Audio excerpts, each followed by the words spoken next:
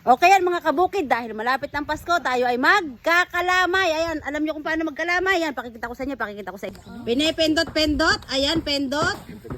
Sabay, hulog doon. Ayan, anong tawag diyan, tiya? Kalama, palitaw, palitaw yan. Yan. Ito naman po yung giniling na malagkit. Ako'y kukuha na Oh, wala sa tiya. Pindot-pindot, kayo kayo ano, naghugas naman ng kamay. Hindi. Naku, hindi daw ho. Yan, tanyo ay. Galing pa yan ang tiya. Yeah. Yan ho, masarap diyan, yan oh. Yung mga buntes, di ka pag buntes, pwedeng, anong ginagawa pag buntes? Magbibilog. Nagbibilog. Tapos, ilalagay sa apoy. Pag pumutok yung galapong, Babae. babae. Pag tumulis, oh, alam na mga buntes. Teka, ako'y mag-ano muna, magbibilot. Titingnan ko kung babae o lalaki. Ramdam ko na. Magaling kung ikaw ay magkano pa. Oh, sino may gusto, sino may gusto? Baligtad. Ayan, ano sa ginaapoy. Yan ay nagtunaw ng asukal at gata. May gata gayan? Oo. Asukal, gata at tubig. Yung gatas na ilagay na. Yan, tapos Sarap niyan. Mani. ari ay malagkit na giniling. Pagkagiling, edi na nga, binelot-belot. Ayan, oh, sige, doon pinapahid kung anong meron sa kamay. Ayan, yun ho ang pampasarap. Yan. Yun ang pampasarap. Tapos hahaluin noong halo. Pinindot. Pinindot-pindot. Iba-ibang korte. Sige. Huwag kang dumaan din eh. Ang aking dining tulong ay ano, lalagyan. Ako may dala ng lalagyan. Oh, sino dyan ready ng kalamay? Sino may gusto ng kalamay? Yan yung mani. Alam niyo yung mani? Nuts! Yan. Ilalagay ni Amasora doon sa hinahalong kalamay. Yan, sige. Pupukpukin para madulog. Wala kaming pandurog eh, kaya ito na lang martilyo. Kita nyo naman, napakaganda ng kanyang pandurog ha. Martelyo. Akala ko yung martelyo ginagamit sa pako. Pati sa mani. Delikado ang mga mani. Pag may martelyo yung pamukpok. Oh, ayos na yan.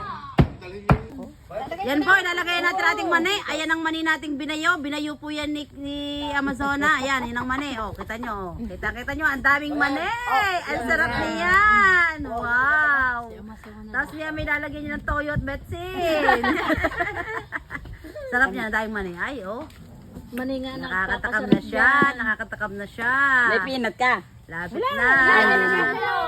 Okay na yung mani. Mas masarap ang mani kaysa peanut. Tanyo naman, oh. Ay, sa dami ng naglamutak na aray. Sa dami ng pumindot na aray. Pag hindi para sumarap, ay awan. Ay, oh. Kakaunti na. Ayan, oh. Malapit na, malapit na, malapit na. Titikman na natin ang palitaw ni Kuya JJ. Oh, iyan. Ko, ano kay lasa noon? Sino may gusto dyan? Palitaw.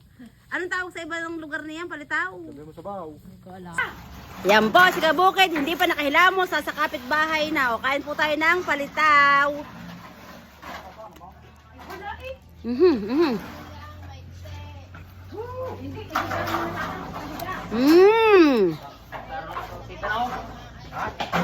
Ang sarap! Mahirap din sa paghahalo. Yan, may technique pa pala yan. Anong technique ang tawag diyan? Kinakailangan pakanan. Bawal ang pakaliwa, pakanan. Yung, kinakailangan 1,000 beses. Gayon, para masarap. Galing. Yan, andito na po tayo sa part na ano, durog-durog na yung kalamay. Malapot na. Nilalagyan na siya ng oil para dumulas. Ayan. Talagang yung oil. Ay, ang daming oil na nilagay. Yan ho. Ayan na ho, ganyan na ho. Pagka yung tinitingnan kung okay na, kinakailangan yan ay hindi na napuputol. Yan. So alam nyo na kung paano magluto ng kalamay. Kailangan hindi napuputol. O, pag hindi na napuputol, pwede na ahunin. Eh, napuputol pa. So, ikot-ikot pa. Ito na ang last technique. Ang tawag dito ay magkayapos. Kinakalang hindi maghihiwalay. At kinakalang kumapit lahat doon sa dalawang halo yung inyong nilulutong kalamay. Nalalagot pa rin. Ayos na. Pwede na. Op. Ay, talagang. O, si Kato talaga. Ang tawag diyan sa technique na yun, ano, ito yung last part na. Okay na.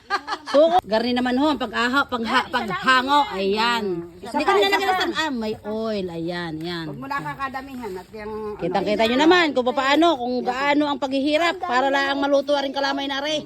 Yan. Ikot, ikot, ikot, ikot. Yan. Yan. Iyon, tapos iipitin ng saha. Sa mga hindi nakakaintindi ng saha, ay bahala na kayo, i-research ninyo. Paklang ariha.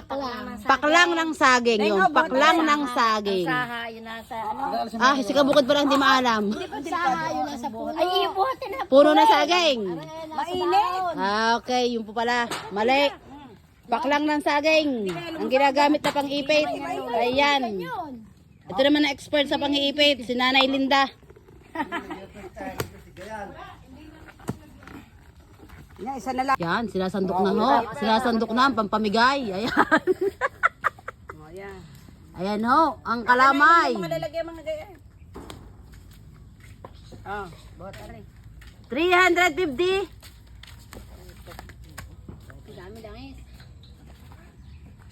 Oh, Areho, nagsasaid na. Ay, oh.